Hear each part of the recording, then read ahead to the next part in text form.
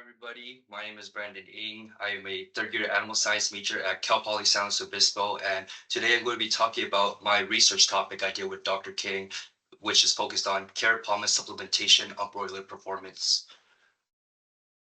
Before we began our research in the summer, Dr. King took us to across the country to visit many different processing facilities. In the winter, he took us to processing facilities all across California, more focused on poultry processing, which is why we went to Foster Farms Turkey, Foster Farms Chicken, and we also went to Superior Farms, which supplies every single Walmart with lamb and goat.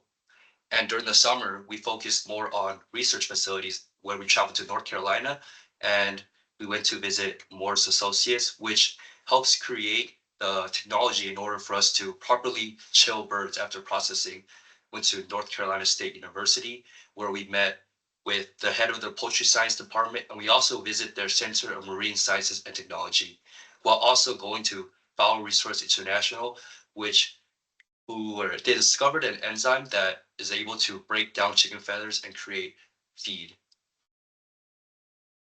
These are some of the pictures of places we went to. We went to Superior Farms in Dixon, California, Foster Farms in Livingston, and Foster Farms in Turlock. And this was in North Carolina. The objective and purpose of our research this summer was to determine the effects of dietary carrot pomace on growth performance, feed intake, and conversion ratio of broiler chickens. Some background, because typical poultry diet in the industry consists of corn and soybean meal, but as inflation continues goes up and rising costs, along with competition for resources, the industry is constantly looking for new alternatives that one are more sustainable and are more cost efficient. That brings us to our topic, carrot pomace. Carrot pomace is a byproduct created from carrot juicing, and out of the many million tons of carrots that are juiced, 30 to 50% of the leftovers is produced as carrot pomace, which is rich in bioactive compounds such as carotenoids, while also being high in fiber and low in protein.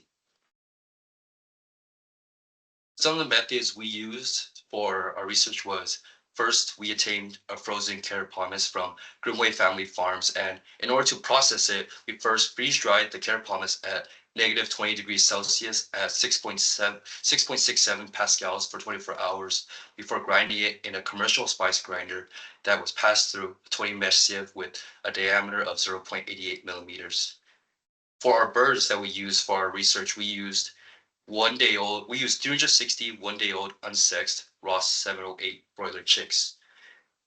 How we set up our research was we had 24 pens, each with 1.2 millimeter squared of area, with 15 birds in each, and we separated their feeds in 0%, which was their control, 4%, and 8%, which are the different percentages of carrot pomace we incorporated into their feed.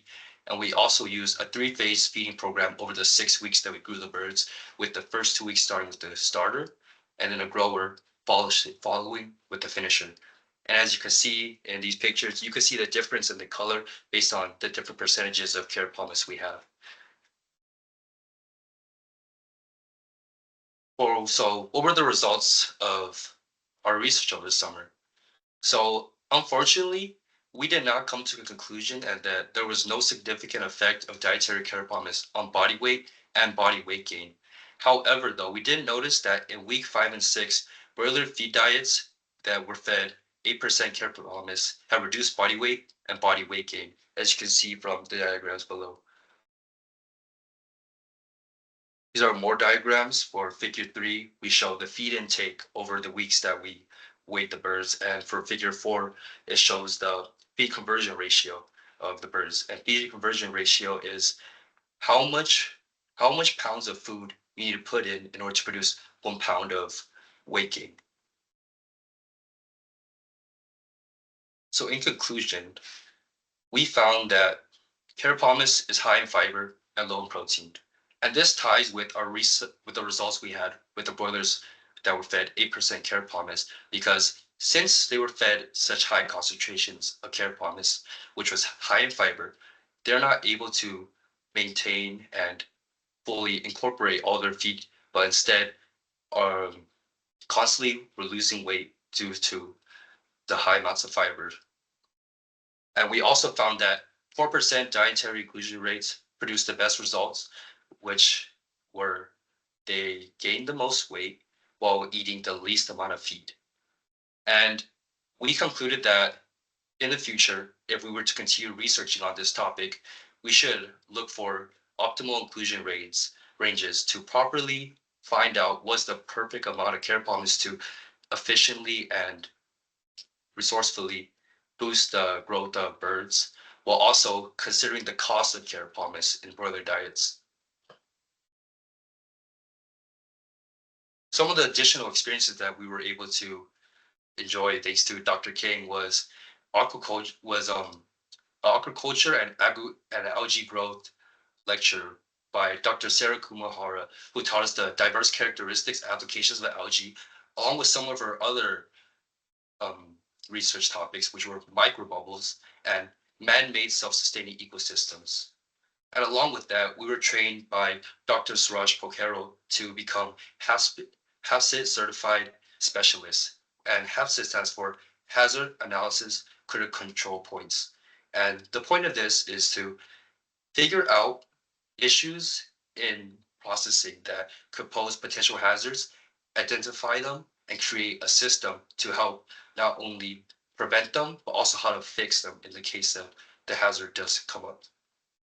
As you can see in this picture, that's all of us with all our certificates after we finish the class. Some key takeaways from this research sermon was our cow poly model is a learn by doing. And I feel that by being hands-on and actually raising the birds from day one to processing, you cannot learn better than by raising these chickens with your own two hands. And as a LA city boy, I didn't have any of these opportunities growing up. So this is a very great opportunity for me to not only learn more about the poultry industry, but also what it takes to truly raise a bird from day one to something that you get on the dinner table. And another great thing was we got to travel across the country. I've never been to North Carolina before, but thanks to Dr. King, I got to visit many different places that I thought I would never have been. And for acknowledgments, I'd like to thank Dr. King and Dr. Bennett for providing us with a once in a lifetime opportunity, Dr. Kumahara and Dr. Pocaro for educating us, and I would like to thank all of you for your attention and engagement during this presentation.